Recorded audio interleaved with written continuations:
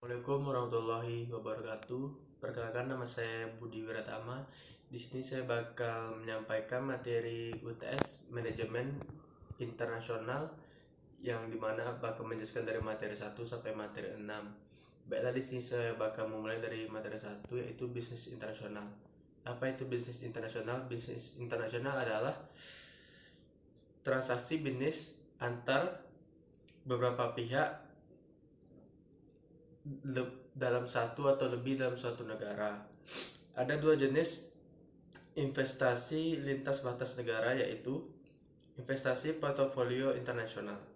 Investasi portofolio internasional mengacu kepada kepemilikan pasif terhadap surat-surat berharga yang ada di luar negeri berupa saham dan obligasi. Dan yang kedua yaitu investasi langsung luar negeri. Investasi langsung luar negeri ini adalah mengacu kepada strategi internasional di mana perusahaan yang sudah mapan melakukan akuisisi terhadap aset-aset produktif yang ada di luar negeri.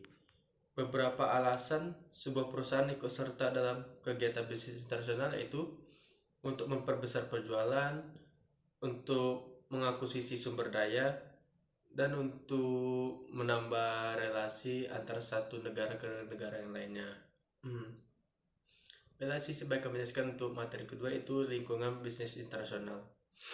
Peran dari lingkungan bisnis internasional adalah untuk membentuk sebuah etika dan tanggung jawab sosial yang nantinya akan diterapkan oleh pihak-pihak yang berkecimpung di dalamnya.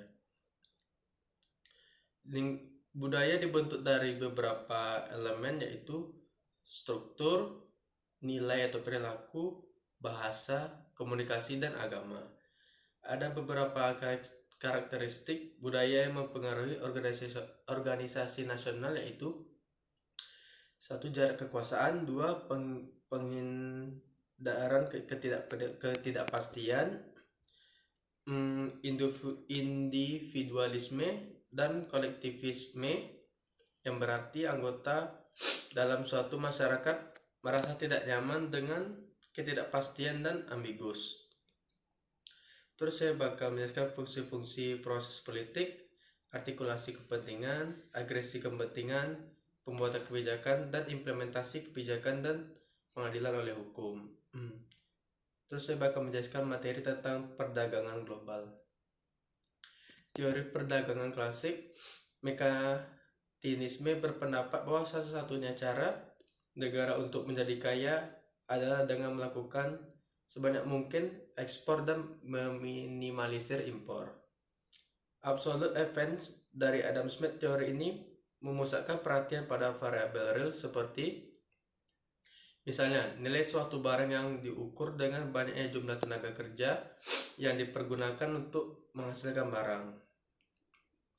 Teori perdagangan modern, Comparative Advantage dari J.S. Mill dan David Ricardo mengatakan bahwa suatu negara akan menghasilkan dan kemudian mengekspor barang yang memiliki comparative advantage terbesar dan mengimpor barang yang memiliki comparative disadvantage.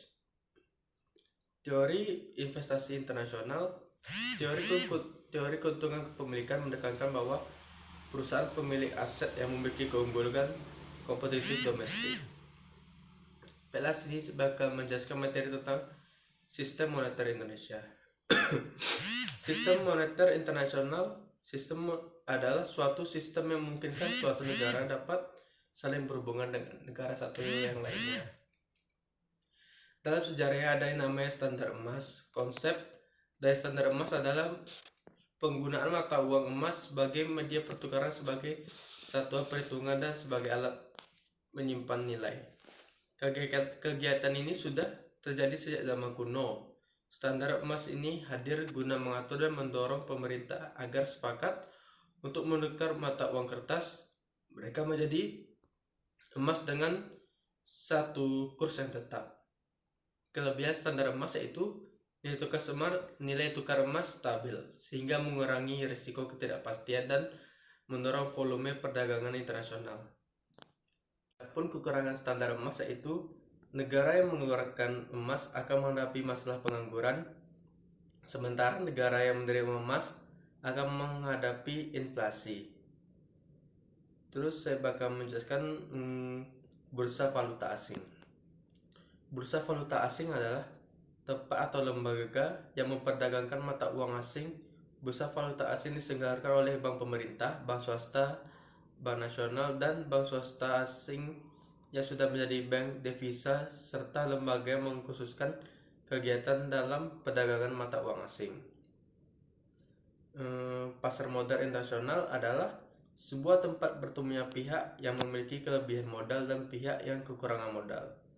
Pasar modal terdiri dari dua jenis, yaitu pasar obligasi, pasar yang menerbitkan surat utang, terus ada pasar saham, di mana perusahaan yang dapat menjual bagian saham kepemilikannya dan dapat investor dapat memperdagangkan kepemilikan sahamnya pada investor lain.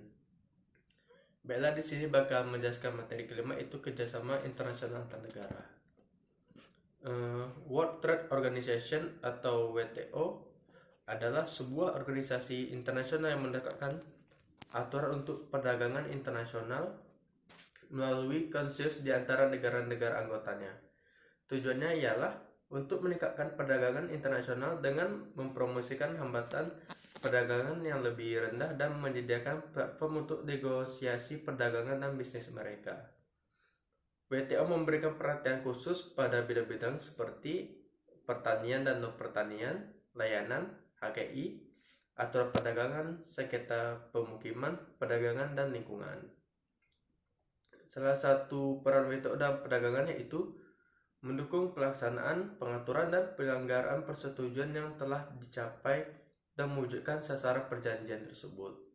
Bila di sini saya bakal menjelaskan materi yang terakhir, yang keenam, aliansi strategis internasional. Aliansi internasional adalah bentuk kerjasama yang dilakukan antara dua negara untuk mencapai tujuan yang telah ditentukan. Sebelum korporasi melakukan aliansi strategi dengan rekanan secara internasional, korporasi harus melakukan beberapa persiapan. Hal ini dilakukan agar aliansi yang dijalankan berhasil sukses. Proses melakukan aliansi strategis melalui tahapan-tahapan yaitu seperti pengembangan strategis, penilaian atau rekanan, negosiasi kontrak, dan operasional aliansi dan pemutusan aliansi. Dengan melakukan aliansi strategik, beberapa keuntungannya adalah memungkinkan partner untuk konsentrasi pada aktivitas terbaik yang sesuai dengan kapabilitasnya, pembelajaran dari partner, dan pengembangan kompetensi yang mungkin untuk memperluas akses pasar, memperoleh kecukupan sumber daya, dan kompetensi yang sesuai agar organisasi dapat hidup. Demikianlah dari presentasi mengenai materi dari saya. Lebih dan kurangnya saya mohon maaf. Apabila ada kesalahan kata, mohon maafkan. Wabillahi taufiq wal hidayah. Wassalamualaikum warahmatullahi wabarakatuh.